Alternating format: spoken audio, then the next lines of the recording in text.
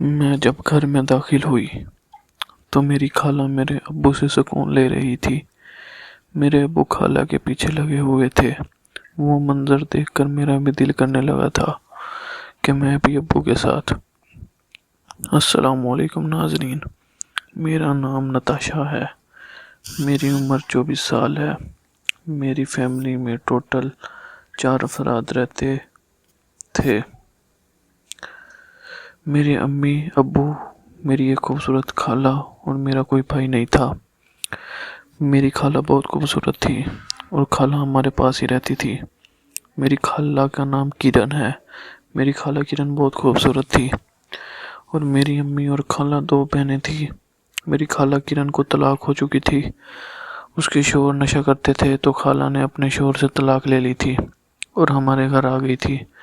मेरे अब्बू का नाम जमील है। मेरे अब्बू 40 साल के हैं और बहुत खूबसूरत हैं। हमारी फैसलाबाद की रिहाइशा और कपड़े की दुकान थी। हमारे पास काफ़ी पैसा था और मेरे अब्बू एक खाती पीती फैमिली से ताल्लुक़ रखते थे। मैं बहुत अय्याश किस्म की लड़की थी और बहुत खूबसूरत भी थी।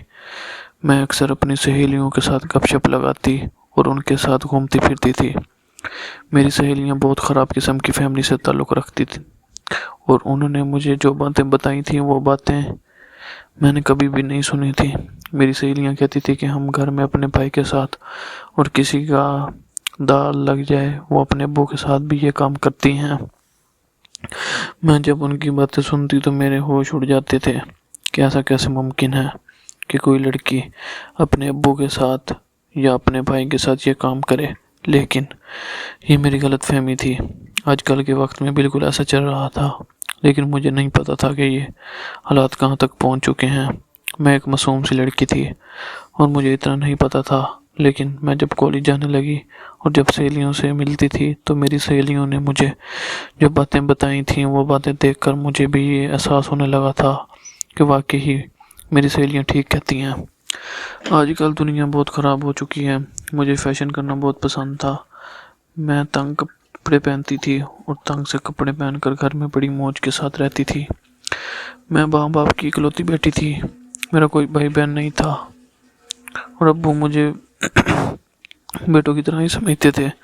इसलिए मैं घर में पैंट शर्ट भी पहन लेती थी। जब मैं पैंट शर्ट पहनती तो इसमें मेरे जिस्म के खदो खाल नुमायात नज़र आते तो मैं उसको आईने में देखती तो काफ़ी खूबसूरत लगती थी।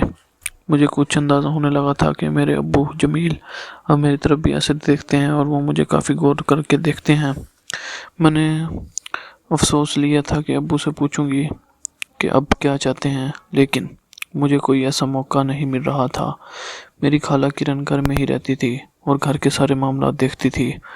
खाना वगैरह खाला बनाती थी। बाकी घर के काम काज के लिए अम्मी ने नौकर रखा हुआ था। मेरी अम्मी भी काफ़ी नखरे वाली थी। अम्मी की उम्र 40 साल तो हो चुकी थी, लेकिन अभी अम्मी भी जवान ही नज़र आती थी। लेकिन मेरी खाला किरण अम्मी से ज़्यादा जवान थी और खूबसूरत थी। खाला तो अभी फ़कत 25 साल की ही थी। मैं खाला किरण के पास बैठती तो मुझे काफ़ी बातें सुनाती थी, काफ़ी बातें बताती थी कि खाला की बातें सुनकर काफ़ी हैरान होती थी।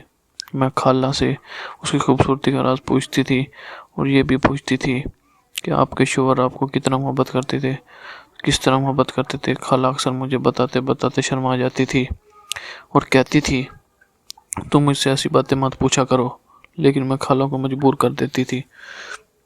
मैं अब सोच रही थी कि हमारे घर में रहते हुए खाला किरण की ख्वाहिश कौन पूरा कर रहा है, क्योंकि खाला तो अपने शौहर से बहुत मोहब्बत करती थी और तलाक के बाद अब खाला कैसे घर में रह रही है। लेकिन क्योंकि खाला किरण घर से बाहर भी नहीं जाती थी और किसी को भी नहीं मिलती थी तो मुझे तजस्सुस हुआ था कि खाला की ख्वाहिश को कौन पूरा करता है, खाला से कौन मोहब्बत कर रहा है। इसलिए मैं छुप कर ये मामला देखना चाहती थी, क्योंकि मेरे अब्बू खाला के रंग के साथ बहुत हंसी मजाक से बातें करती थी। तो अब मैंने सोच रखा था कि अब्बू और खाला किरण का मामला देखूंगी कि कहानी में क्या मोड़ चल रहा है। एक दिन मैं कॉलेज से वापस आई। दिन के 12 बजे का वक्त था। उस दिन मेरी अम्मी किसी काम से बाजार गई हुई थी।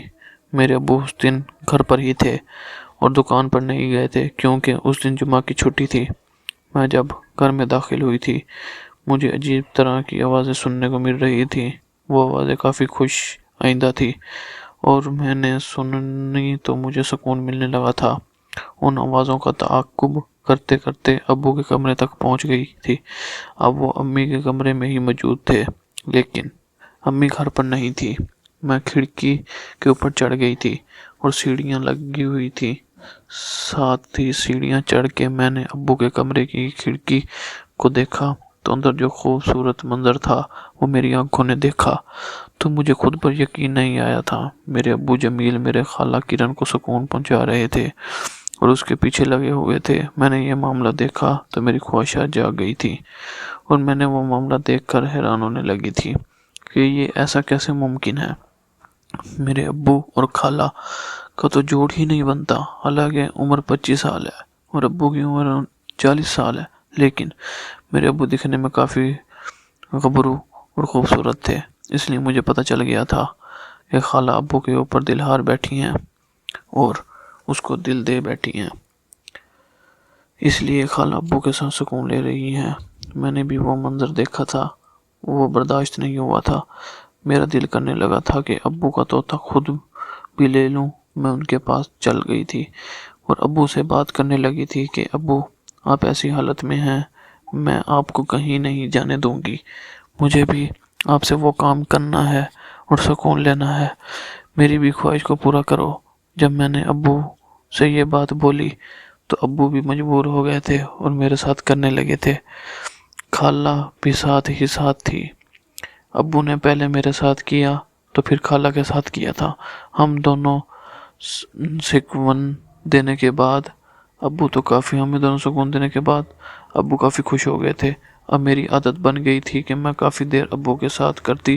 خالہ کرن بھی ساتھ ہوتی تھی۔ خالہ کرن کا موڈ ہوتا تھا کہ وہ مجھے بھی بلا لیتی تھی اور میں خالہ کرن کو مل کر ابو کے ساتھ وہ کھیل کھیلتی تھی اور کافی سکون نہیں لیتی تھی۔ ناظرین، اگر آپ کو یہ کہانی پسند آئی ہو تو ہمارے